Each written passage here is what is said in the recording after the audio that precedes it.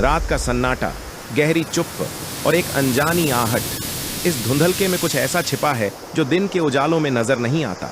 एक शाप जो एक निर्दोष आत्मा के जीवन को नरक बना देता है। यह एक कहानी है, एक रूहानी यातना की, जहां एक औरत की आत्मा हर रात एक भयानक रूप में बदल जाती है। 12 बजे की रात, जब सब कुछ शांति में डूब जाता है, वही घड़ी आती है जब उसकी सूरत बदल जाती है।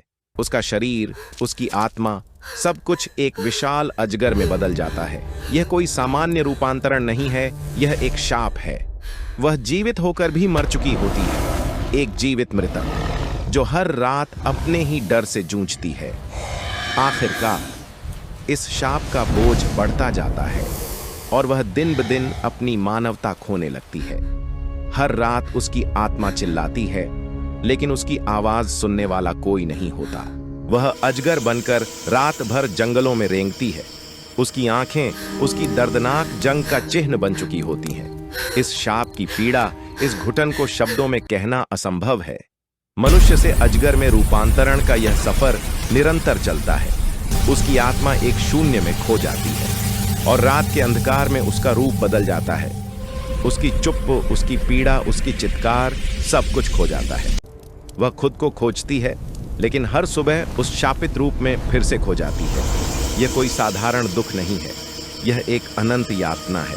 लेकिन फिर किसी अदृश्य ताकत का आह्वान होता है, एक शरण, एक उम्मीद, एक नया रास्ता।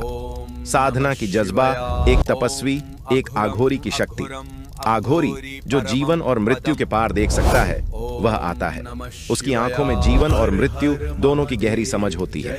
वह अपनी साधना में रमता है, अपनी साधना से उस आत्मा की मुक्ति के लिए आशीर्वाद मांगता है। वह जानता है कि इस शापित आत्मा को केवल आध्यात्मिक शक्ति से ही छुड़ाया जा सकता है। उसकी तंत्र मंत्र, उसकी तपस्या, हर शब्द और हर क्रिया में अनगिनत युगों की शक्ति समाई होती है।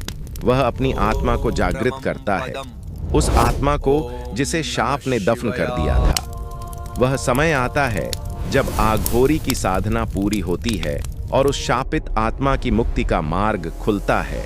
अब वह आत्मा मुक्त है। उसका शरीर अब अजगर नहीं, बल्कि मानवता के रूप में पुनः जागृत हो चुका है।